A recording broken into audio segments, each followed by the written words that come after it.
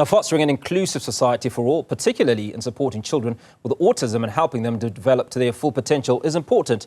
This has been highlighted by different speakers at the Autism Awareness event hosted by the Family of Neurodevelopmental Disorders Foundation at the Mahikeng Provincial Hospital in the Northwest. Newzroom Afrika's Refiloe Seboko is there and joins us now. Refiloe, what were some of the key highlights that come out of the conversations there this morning?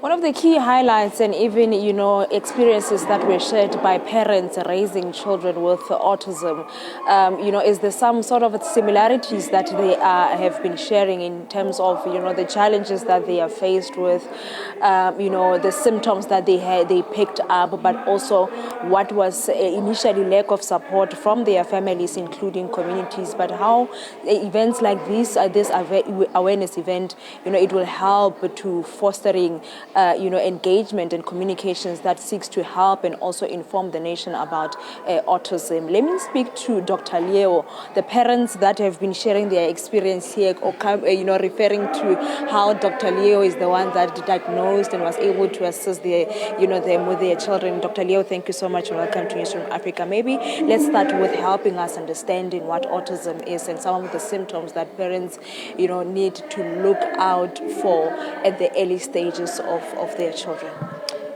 Thank you very much for the interview opportunity.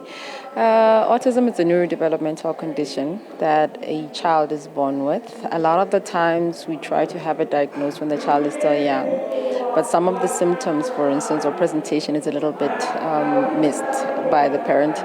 Partly it might be because the child has a regression of milestones, like for instance a child at 18 months is able to talk and suddenly the milestones again, the child is not able to do those things anymore.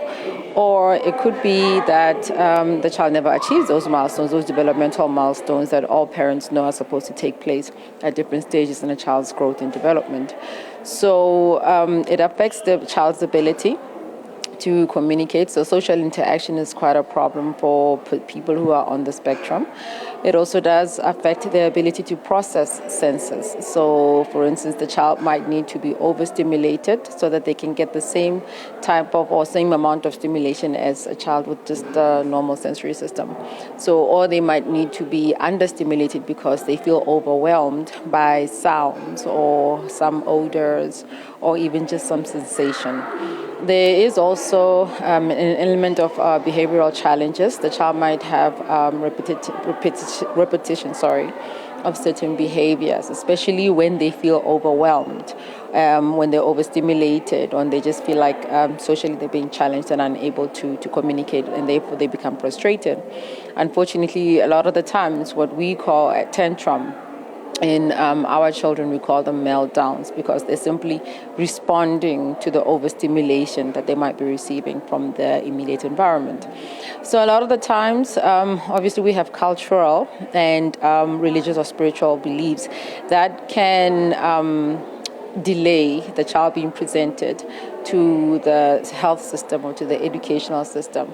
So once the parent at least is able to accept some of the symptoms that they might be seeing, whether it's that the child is speaking a bit later on in life or that the child is not behaving like their peers do, some of the parents do bring the children to the doctor, to either the neurologist, pediatric neurologist, or psychiatrist, or a neurodevelopmental specialist, where these children can be assessed. But sometimes, obviously, accessing a doctor might be a bit difficult, given that we don't really have some of the professionals in our systems.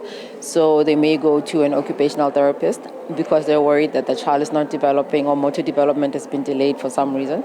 Or they might go to a speech therapist or an educational psychologist. But eventually, the idea is to create such a community that wherever the child enters the system, the child at least is exposed to a multidisciplinary approach, basically, for assessment and management going forward as well. So we try to work together as a community, both the professionals and the families, and obviously the different departments within the government to try and help these children and the adults. And over the years, what is it that you've been picking up, particularly with regards to, diagnosis or parents coming and before you can officially say this is actually autism? You know, with events such as this one, like being hosted or by Fund and other organizations, it has become a little bit more, like a little bit easier. People have more information now that is available, and they're even able to access some of the professionals and get a little bit more teaching or whatever information that they might be looking for.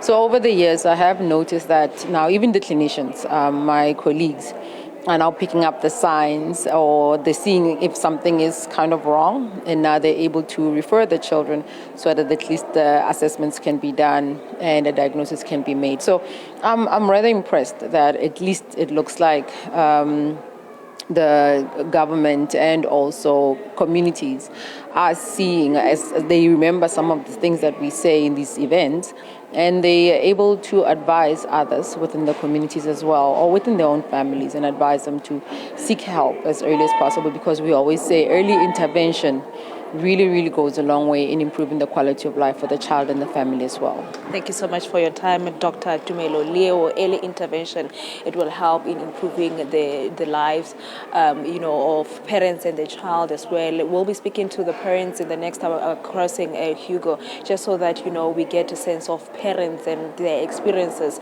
Some are saying that, they've been raising their children for the past 12 years. Some of them are teenagers already now, but also just for them to share some of the challenges that they have been experiencing in raising an autistic child.